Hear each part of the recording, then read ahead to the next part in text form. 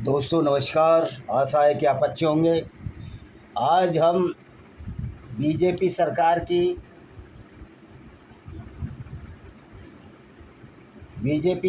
की जो नीति है, खाली हिंदुओं को बेवकूफ़ बनाना, और अगर हिंदू सही बात भी कहें उनको जेल में डालना, यही नीति है। बीजेपी का हिंदूवाद वो हिंदूवाद है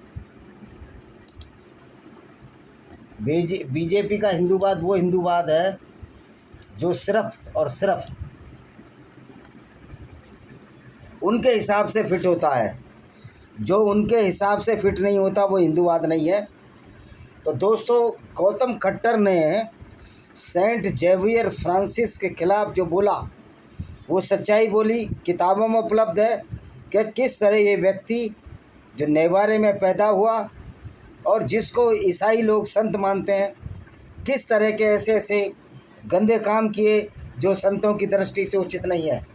तो ये सेंट फ्रांसिस जो था, गोवा में धर्म जांच का नेतृत्व करने से लेकर स्थानीय हिंदुओं के जीवन को कष्ट पहुंचाने तक, जो कि मैंने पहले ही बताया था कि अब मैं क्रिश्चियनिटी पर भी श्रृंखलाएं चलाऊंगा और ये बताऊंगा क्रिश्चियनिटी का पहला चैप्टर जेनेसिस ही गलत है।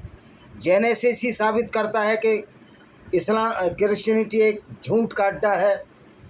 तो देखिए, अब हम सेंट जेवियर जो कि एक लेख है, जो कि किताबों में लिखा है, उसको बताऊंगा। 6 मई 1542 को इसी दिन संत, मैं उसको संत नहीं कहूँगा, वो एक दुष्ट आत्मा था, और गौतम खट्टर को ये गोवा की जो सो कॉल्ड हिंदुओं के वोट पर आने वाली सरकार ने उनको अरेस्ट किया है। जो संत, धर्म परिवर्तन की क्या आवश्यकता है, उसको ईसाइयत में लाने की क्या आवश्यकता है, जबकि ईसाइयत बिल्कुल झूठ है, फ्रॉड है। वो हम वीडियो मैंने पहले भी डाले और फिर डालूंगा आपको। तो इसी दिन 6 मई 1542 को इसी दिन फ्रांसिस जेवियर, दुष्ट फ्रांसिस जेवियर ने नवस्थापित पुर्तगाली उपनिवेश गोवा में भारत में कदम रखा। उसका उद्देश्य मूर्ति पूजक स्थानीय लोगों को ईश्वर के प्रकाश से अवगत कराना था और उसमें ईश्वर का भय स्थापित करना था। यद्यपि व्यापारी अरबों के आगमन से लेकर नरसंहार करने वाले तुर्की आक्रमणकारियों तक भारत में एकेश्वरवाद कोई नई बात नहीं थी, क्योंकि सनातन वैदिक धर्म में भी निराकार ब्रह्म को माना गया है। लेकिन जेवियर यहाँ यीशु मसीह का संदेश फैलाने आया था। संत जेवियर विश्व स्तर का एक सम्मानित नाम है और भारत में कई शिक्षण संस्थाएं उसके नाम पर स्थापित हैं। लेकिन जेवियर की काली विरासत को समझना मुश्किल है, जिसमें उसने न केवल धर्म न्याय जैसी प्रथाओं को जायज़ ठहराया बल्कि उन्हें अंजाम भी दिया। भारतीय उपमहाद्वीप में स्थानीय आबादी के बड़े पैमाने पर धर्मांतरण का मुद्दा विवादास्पद हो जाता है। हालांकि भारत के सभ्यगत संदर्भ में इतिहास का आकलन करने पर जेवियर किसी अन्य धर्म प्रचारक की तरह नहीं दिखता। भारत में ईसाई धर्म का प्रचार करने और उसकी नींव को मजबूत बनाने के उद्देश्य से जेवियर ने धर्म न्याय की अवधारणा स्थापित की। यह एक ऐसी संस्था थी जिसे कैथोलिक चर्च के भीतर स्थापित किया गया था, ताकि रूढ़िवादी ईसाई धर्म द्वारा निर्धारित ईसाई विरोधी व्यवहार को जड़ से उखाड़ फेंका जा सके, उसे दंडित किया जा सके। धर्म न्याय 16वीं सदी के यातना शिविरों के समान थे, जहां यूरोपियन औपनिवेशिक शक्तियों द्वारा कैथोलिक चर्च के सिद्धांतों और नीतियों को स्थानीय आबादी यानी हिंदुओं पर थोपा गया। संत जेवियर जो काले रंग के मूल निवासियों को शैतान मानता था, यानी भारतीयों को शैतान मानता था, उनके भीतर भी कई ऐसे कुकर्म छिपे थे। आधुनिक युग के गोयनचो साहब, गोवा के पिता, इतिहास के पन्नों में गोवा के हिंदुओं के खिलाफ कई अत्याचारों के अगुआ और अत्याचारों के अग्रदूत के रूप में सामने आते हैं। यहाँ फ्रांसिस जेवियर का एक ऐसा रूप देखने को मिलता है जो भारतीय धरती पर एक निर्भीक स्पेनिश मिशनरी थे और उनकी महिमा मंडन और संरक्षित अवशेषों से परे जाकर भी वे अपने कुकर्मों के लिए खेद व्यक्त करते थे। तो ये तो मान लिया कुकर्मी था। पुर्तगाल में धर्म जांच आयोग इनक्विजिशन का कामकाज 1541 में शुरू हुआ, जबकि उसके शासनकाल के बाद भारत में इसकी स्थापना 1560 में हुई, जब ये सेंट जेवियर यहाँ आ गया। 16 मई 1545 को अम्बोइना मोलुकस से पुर्तगाल के राजा डी जोसो तृतीय को लिखे एक पत्र में उन्होंने लिखा, इसने, जिसको जेवियर संत बोलते हैं, जैसे मदर टेरेसा, कोई संतवंत नहीं है। इस्लाम ये ईसाइयत एक झूठ का पुलिंदा मात्र है। गोवा में पुर्तगाली राजधानी में ईसाइयों के लिए आवश्यक है कि महाराज पवित्र धर्म जांच आयोग की स्थापना करें, क्योंकि बहुत से लोग यहूदी कानून और मुस्लिम संप्रदाय के अनुसार जीवन यापन करते हैं, बिना ईश्वर के भय और संसार के प्रति लज्जा के। चूँकि बहुत से लोग किलों में फैले हुए थे, इसलिए पवित्र धर्म जांच आयोग और उपदेशकों की आवश्यकता है। महाराज भारत में अपने वफादार और निष्ठावान प्रजाजन की ऐसी व्यवस्था करें। ये इसने लिखा, सेंट जेवियर ने। इस तरह एक अंधकार के युग का आरंभ हुआ, जिसमें दौरान हजारों हिंदुओं को जबरन या दबाव डालकर सामूहिक रूप से रूढ़िवादी ईसाई धर्म में परिवर्तित किया गया।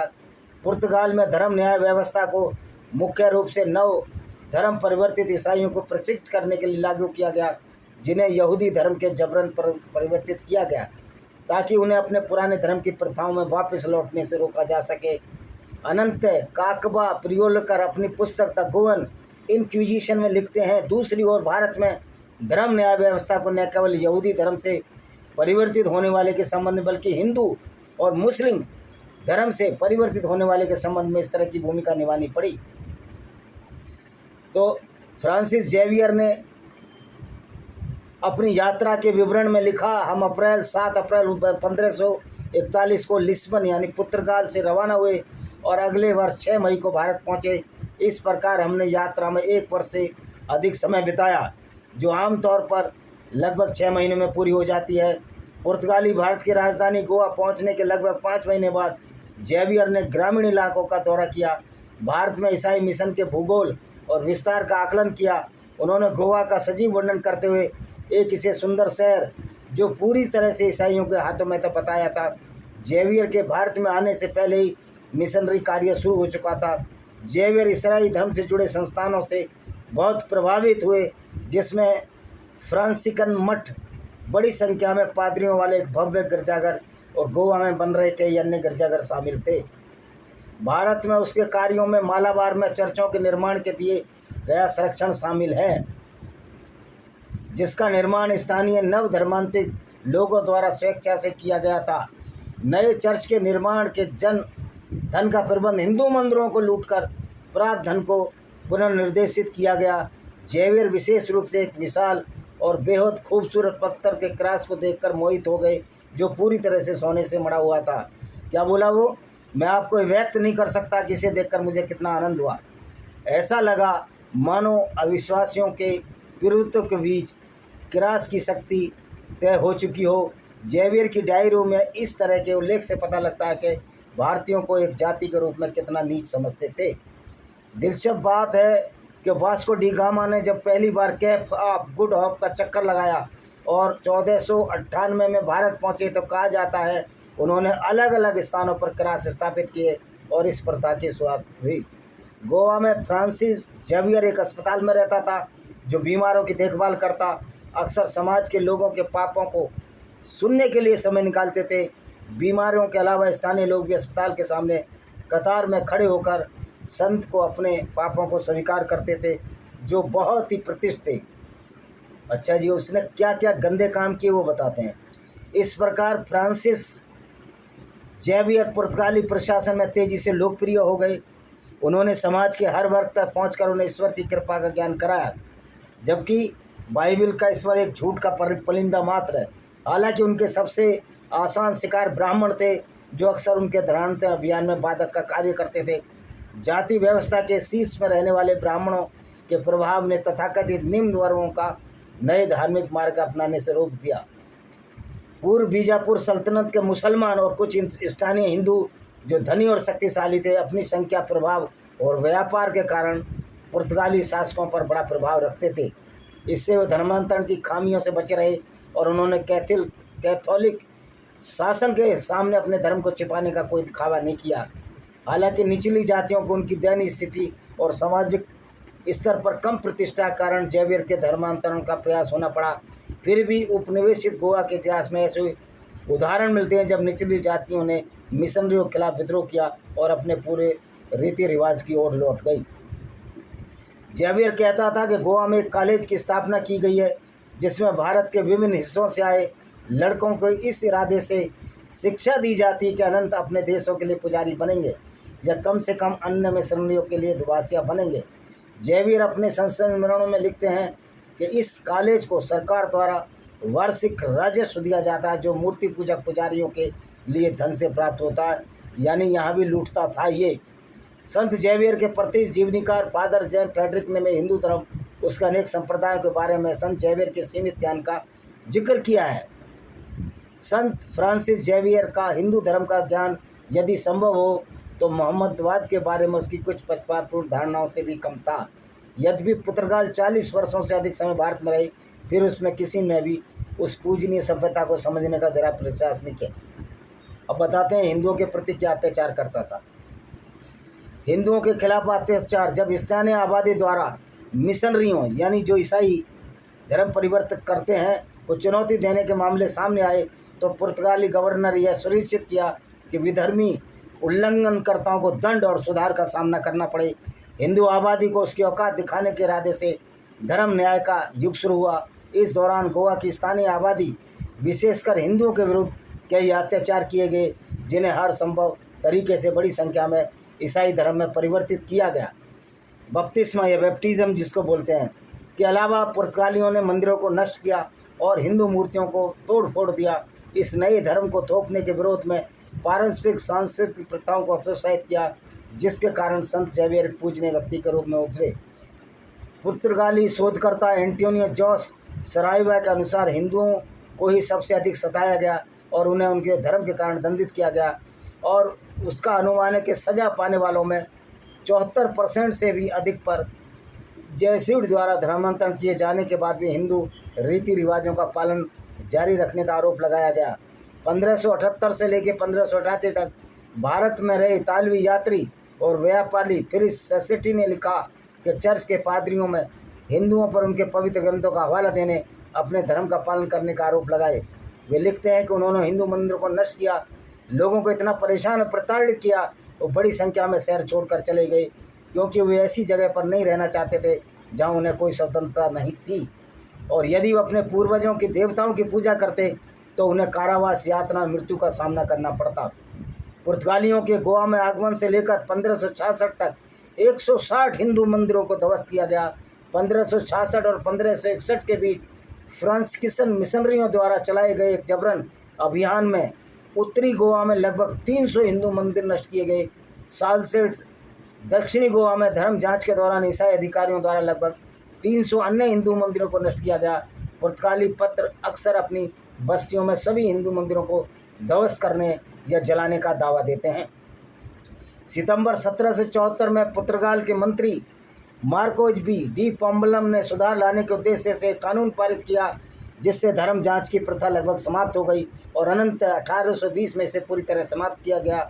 1540 से लेकर 1782 तक इस घृणित प्रथा के तहत धर्म विरोधी गतिविधियों में शामिल 28,000 लोगों को विभिन्न प्रकारों की सजा दी गई। एक अनुमान के साथ 1454 लोगों को कारावास में जिंदा जला दिया गया और आज कई दावों के बावजूद उनकी संख्या का कोई आधिकारिक रिकॉर्ड मौजूद नहीं है जिन्होंने मुकदमे के दौरान यातनाओं के फलस्वरूप अपनी जान गंवाई। भारतीय स्वयं काले होने के कारण अपने रंग को सर्वश्रेष्ठ मानते हैं। उनका मानना है उनके देवता काले हैं, उनकी अधिकांश मूर्तियां काली हैं, उतनी काली और देखने में जितनी बदसूरत भयानक लगती हैं उतनी गंदी भी लगती हैं। ये कौन कहता था? जेवियर ने टिप्पणी की थी।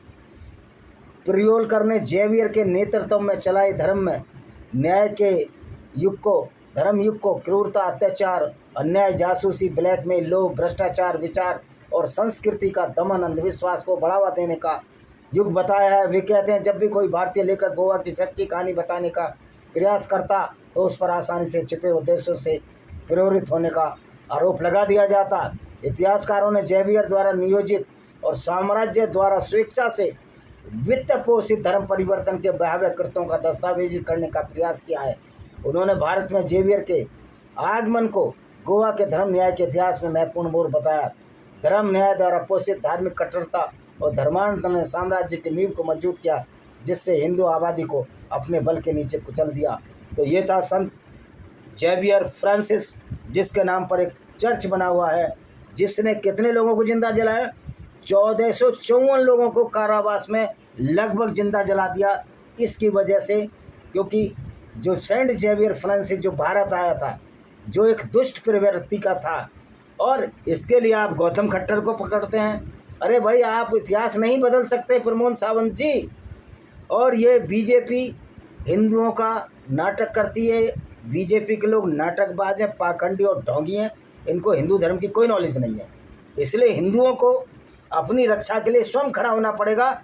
और मोदी की कोई औकात नहीं, अमित शाह की कोई औकात नहीं कि जो हिंदुओं के बिना हिंदुओं के वोटों से सत्ता में आ सके, क्योंकि मुस्लिम तो इनको वोट देते नहीं, ईसाई भी इनको वोट देंगे नहीं।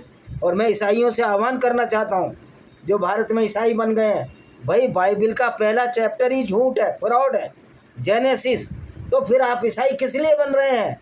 तो ये सेंट जेवियर जो था, एक ऐसा आदमी था जो 1542 को आया और जिसने लोगों को जिंदा जलवा दिया। 1542 में कब जलाया इनको जिंदा?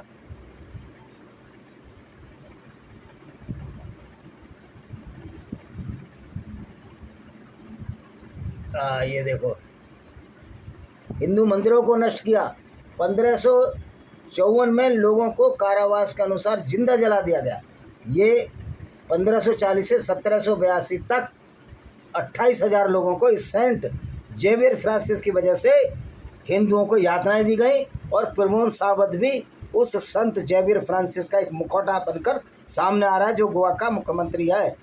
और उत्तर भारतीयों, आपको गोवा से डरने की क्या ज़रूरत है? ये लोग, गोवा के लोग भी अपने ही लोग हैं। और उत्तर भारतीय अगर डरेंगे गोवा के लोगों से, गोवा की पुलिस से, तो तुम्हारा जीना धिक्कार है। इसी के साथ मैं इस वीडियो को विराम देता हूँ। वंदे मातरम, जय हिंद, आपका दिन शुभ हो।